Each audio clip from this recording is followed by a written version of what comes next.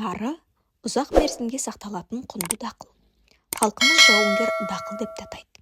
Себебі тары қуаңшылыққа, аңызаққа және ыстыққа төзімді, диқандардан көп күтімді талап етпейді. Тарының тағам ретіндегі құнары мен жұғымдылығы, денсаулыққа пайдасы ғылымда әлдеқашан дәлелденген. Адам ағзасына тоқтықты дарытумен бірге емдік қасиетімен де қадірлі.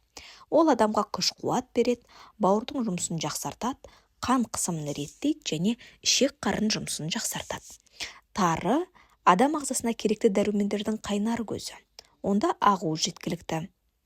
Б тобындағы дәрумендерге бауырға қажетті холенге бай, сүйекке, жүрекке, иммунитетті көтеруге керек магний мен фосфор, калий, цинк көп. Онда көз жанарының бұзылуына әсер етерлік заттардың әрекетін тежейтін антиоксиданттар да бар.